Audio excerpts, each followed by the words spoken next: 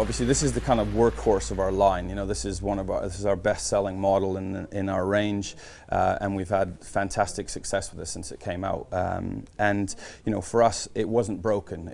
This one was more about, when we spoke to a lot of our tour players and a lot of the players that use this, it was, there's nothing wrong with it. If anything, you know, don't change it too drastically. Okay, Jordan.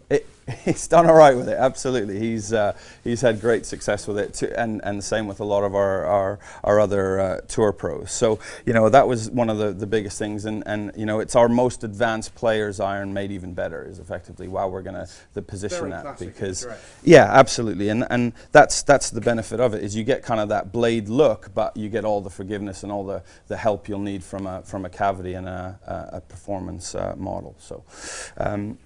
The biggest thing that we've done with AP2 is we've used a lot more tungsten again, and that's one of the themes you'll see as we run through all of our irons is, you know, we really wanted to use a lot of tungsten to allow us to deliver these results that we wanted, to not sacrifice the overall head weight and not have to play around with the discretionary weight, but the use of tungsten allows us to position it further out into the extremity so that it increases the MOI. Do you also find it doesn't affect feel too much because it's not necessarily behind the hitting?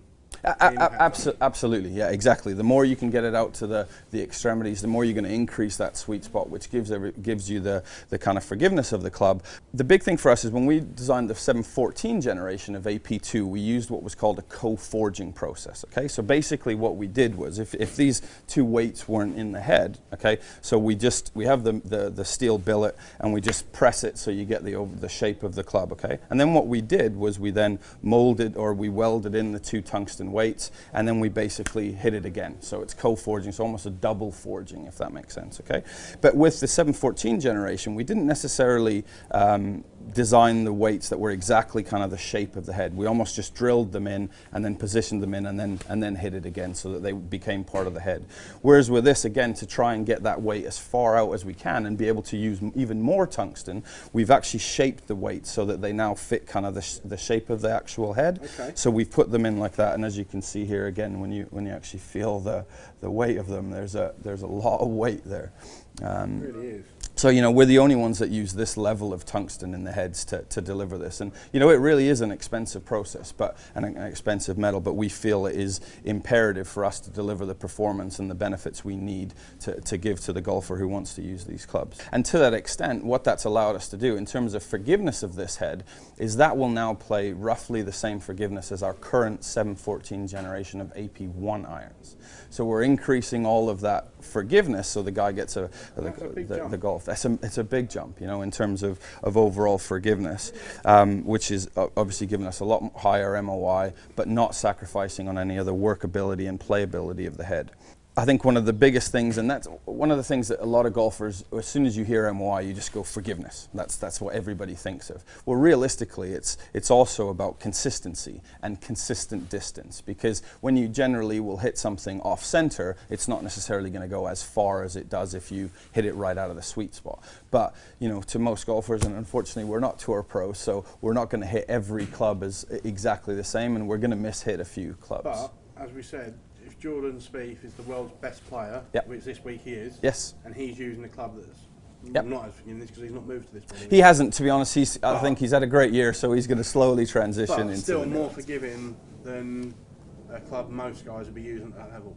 Yeah, but what we've seen, and to be honest, you know, with the introduction of AP2, you know, all those years ago, we have seen slowly a drive to get more golfers into that type of club, because I think even the guys at the best pyramid of the game are starting to realize that, but I'm getting all the workability and the playability I wanted in those clubs, but now I'm getting a little bit of forgiveness. And when I say forgiveness with the best players, it's more consistency. So when he knows he doesn't quite pure it, it's still going to go within 2-3 yards of, say, the distance it would have gone when he hits it absolutely perfect. And to them, that's the difference between potentially having a 5-footer and a 15-footer, and, you know, can make the difference in that low round. So, you know, that really is an important element for them. So we're gaining distance from the low CG, which is perfectly aligned for impact. Okay, the co-forging process we've got allows us to put more of the tungsten weight out to the extremities, which is we've basically used more than 25% more than we did on 714 generation, and that's really increased the high MOI. Like I said, it's basically given us the same MOI as the previous generation of our AP1 irons, but not sacrificed any of the playability and workability that the golfers have come to love about this club. This is now also the new AMT stiff shaft, okay? So we have a little closest in weight to what I'm using at the moment. A lot closer. Well, don't forget, I mean, this will be, it will go up in weight per club. So your C tapers are coming in at, well, you're the 120, so yeah, towards a 7 iron, it'll be probably pretty close to where yours are now.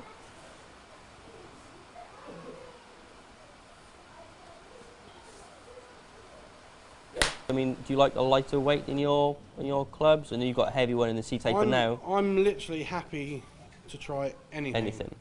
But I would say, like you're saying, the numbers look good. I always feel like I hit my irons too high. Okay. So that's one thing. And maybe it's more short irons than the longer irons. That's one thing.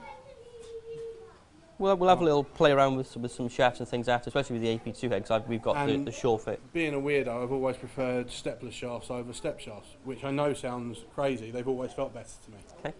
Yeah, that's fine. That's fine. We've got Project X's and C tapers and things. That feels really good. Okay. Looks a bit more what you're used to, yeah. So the great thing is that, you know, good and bad with the AP2 is kind of doing what it's supposed to do in terms of leveling it out. I would just say that the AP1 at the minute is obviously a lot faster, so it is doing what it's supposed to do. I didn't feel like I was putting very good swings on those. Yep.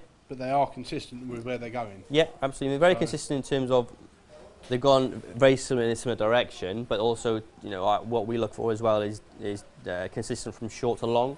Yeah. So we don't want a spike of your longest going 10 yards and then your shortest going say 20 yards shorter. They're fairly tight on that as well. Very much so, yeah. This is the most popular club in the Titleist range, and we're sure this will be the biggest seller over the next couple of years. It's the 716 AP2. It's very forgiving for something that's so small. Much more forgiving than pretty much anything I've hit at the same size. Feels really good with its fours. It doesn't feel quite the same as a totally fours iron, where there's not a hollow cavity in it, but feels really good. It's probably the club I want to use next year. It offers a lot more forgiveness than what I currently use, but still looks like a proper golf club. Yeah, and I was looking you up online actually. You used to be a bit of a bad boy, didn't you? Yeah, we did have a bit of fun at times, yes we did. What did you used to get up to? Come on, you can tell me, I'm only a puppet. Well, you gotta promise me you keep your mouth shut. I'll keep your mouth shut. Alright.